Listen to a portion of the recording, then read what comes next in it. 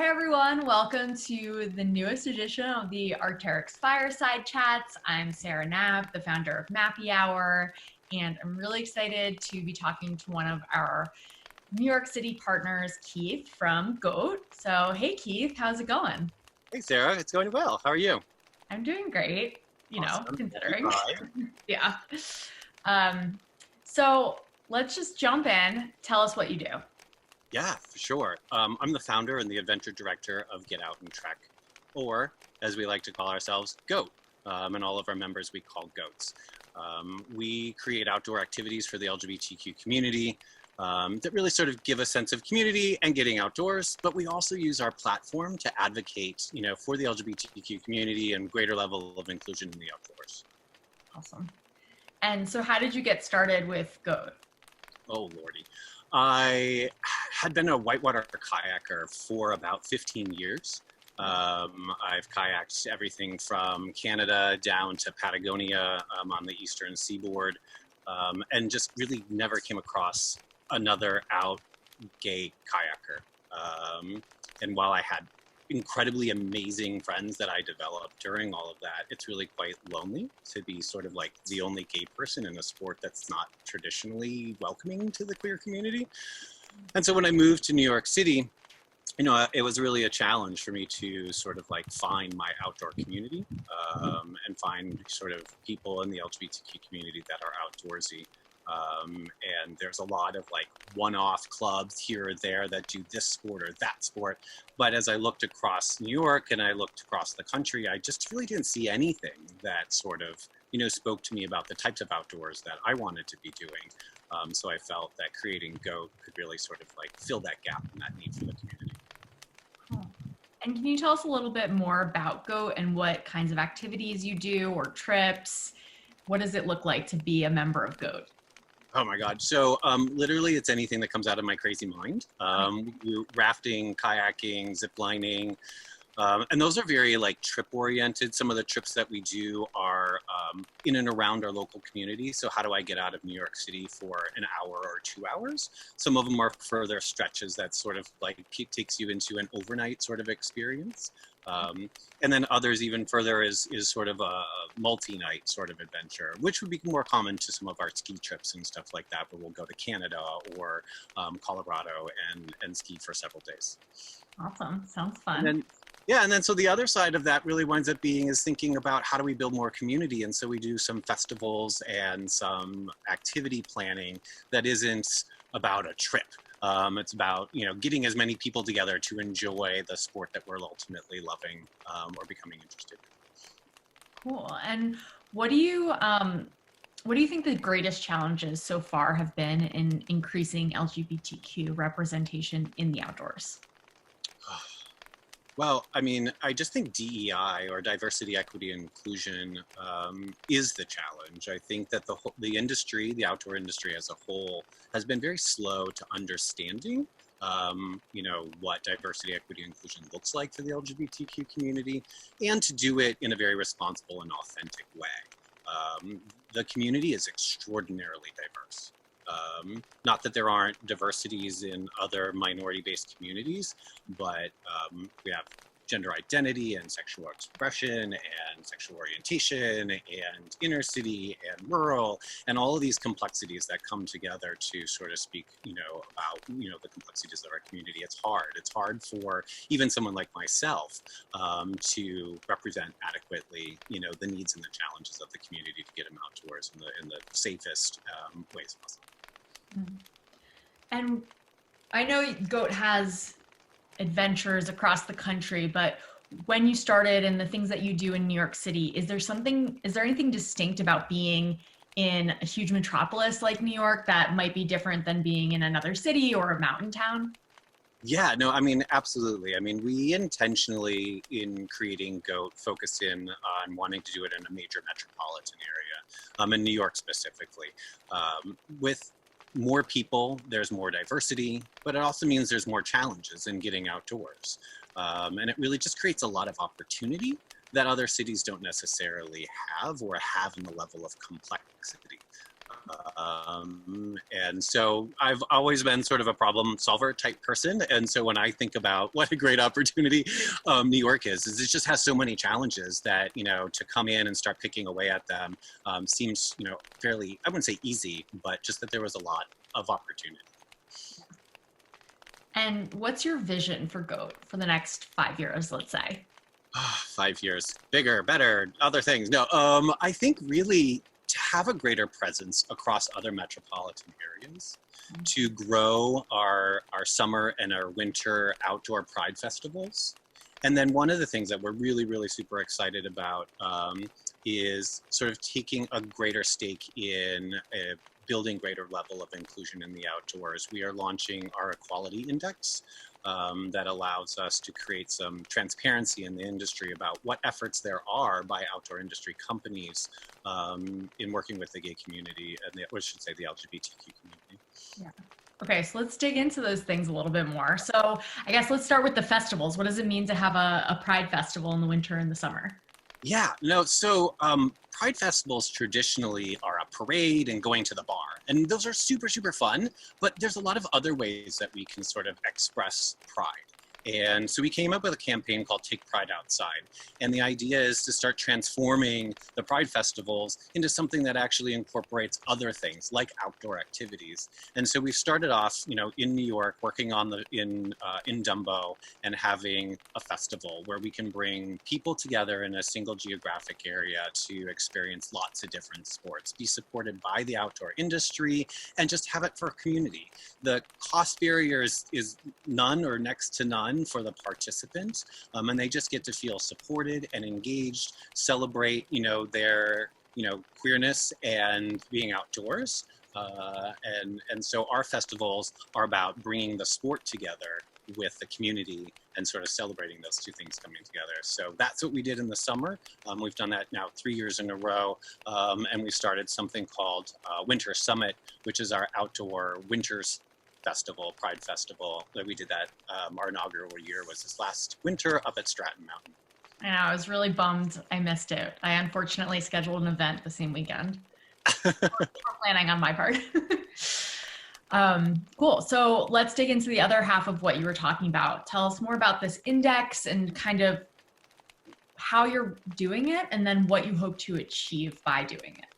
Absolutely. The index itself is trying to use a set of analysis criteria to see where the outdoor industry is in its engagement with the LGBTQ community, but using sort of the values of the LGBTQ community to do the assessment. So our categories are sourced by the community, vetted by the community, and are valued by the community. So we're going to be looking at things around marketing and that sort of side of things, but also around employment and programming and product development. Some of the things that are sort of unique to the outdoor industry, but are things that the LGBTQ community is looking for as meaningful and authentic ways that the outdoor industry can sort of be authentic in its engagement. So that's sort of the spirit of it. How we're going to do it ultimately is we have been pulling from the outdoor LGBTQ community names of businesses, outdoor industries that they personally love and have come to sort of work with, that they actually want to know more about, what sort of inclusive efforts those businesses are. And so then we're going to then survey those businesses using a 30-point or 30-question sort of survey that gets at some of the nuances about how they think about, working with the LGBTQ community. And then we'll publish the report for not only the LGBTQ community, but also the outdoor industry. We don't see it as a rating scale, like you get a plus or a minus. We see it as just adding transparency to the outdoor industry as a benchmarking of this is where we are, these are the successes that we've had, but these are the places that there's some challenges that we can grow into. So when you say outdoor company, is this a retailer? Are they experience providers? How are you going to define it for this first iteration of the index? It's really quite broad. One of the things, I'm going to get like super geeky in my past world of working in philanthropy, you think about what are the levers to social change. And while there's lots of different ways that we can influence the outdoor industry, money, commerce tends to be one of the most powerful ways. So we really see this as a tool more from a consumer-based model perspective, that if we educate the consumer about what the businesses are doing, the businesses would be inclined to sort of shift, and we could have informed consumers so that they can go where they feel the value and the benefit and the support is there. And so many of the businesses that will go through the survey, because they're being sourced by the LGBTQ community, will largely be retail, manufacturing, and outfitter types. But we are very curious to see, what other things come forward, whether it's a park or some other sort of either nonprofit or government type entity sort of parts of the outdoor industry as well. And we're going to take a look at it, because employment is some of those things, programming is some of those things. So they're not exclusively retail or manufacturer, type based, analysis criteria. Okay, got it. And then, so I know you said that this is mostly for the consumer, but do you see a company taking this information, learning from how they've been assessed, and using it in a specific way? Like, is there an ideal kind of transformation or like call to action that you have for companies? Absolutely. And so I guess I kind of misspoke. I sort of thought of it as a consumer-like sort of model. Yes, the consumer themselves will use it, but we really see the biggest transformation in the businesses that are stepping up, having the analysis, that they want to kind of understand where they are and they want to grow, and so this will give them, some tools to be able to identify where there might be some weaknesses or opportunities to sort of step up a little bit more fully to the LGBTQ community. And so we are planning on launching a whole set of consulting type tools and practices to help businesses get to where they want to be in supporting the LGBTQ community. Got it. All right. So if a business is watching this, how do they get involved? You can go to beagoat.org, and on our website, we have the ability to submit your contact details, and we'll reach out and start the surveying process with you. We don't feel the survey process will take particularly long, but it does require a little bit of thoughtful thinking, so it's not just something that we want to throw out there and a business can just take in 5 minutes. Right. So yeah, beagoat.org is where you can go, and just look for the Equality Index on the main. All right, and I'm assuming if someone wants to join a trip or come to the summit next year, that's also where they go, or how should they get involved? Absolutely. Yeah. We all the same handles on all social media, which is Get Out and Trek, no spaces, no dashes, no underscores, just Get Out and Trek on Facebook, Instagram, and Twitter. So those are some of the easiest ways to sort of follow us, track us, that sort of stuff. But we use our cute little acronym and the way we talk about ourselves as goats. We want everybody to be a goat. So go to beagoat.org. It's the best and easiest way to sort of find out what's going on, jump on our newsletter, and that sort of stuff. Awesome. And so for the Arcteryx community that's watching this, how can they get involved in Pride this year? Absolutely. Pride, like many things, is really going to be challenged given all things COVID-19, and so Pride's going to look very different. Pride, though, is more than just parties and parades.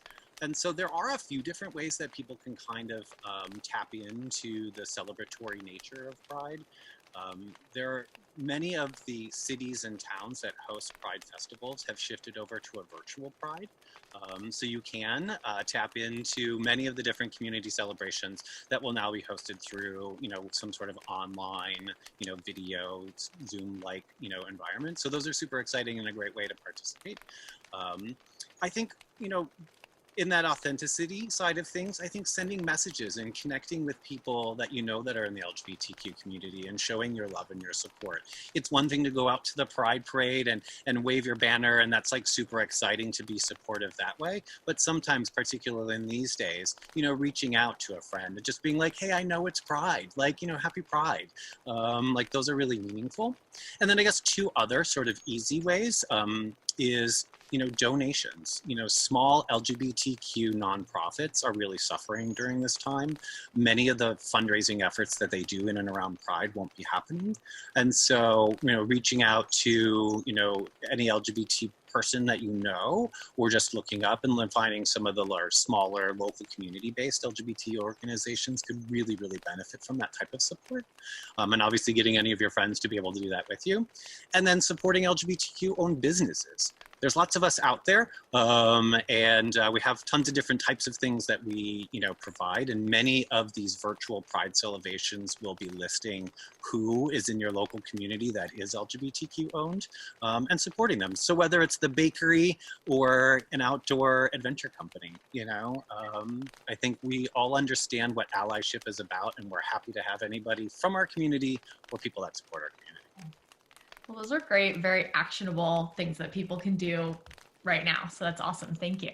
Yeah. Anything else that I left out that you want to add in? No, I guess just a happy Pride, everybody. I mean, Pride is coming. It's a great time to celebrate not only the progress that the LGBTQ community has made, but just celebrate the people that are inside it, their incredible uniquenesses and differences. It's something that we should be celebrating as well during this time. We should be celebrating year round, but, yes. but June is a great time to be able to sort of do that as well. Yeah. Awesome. Well, thanks for your time and hanging out with me today. Absolutely. Thank you, Sarah. And thank you for Arcteryx as well.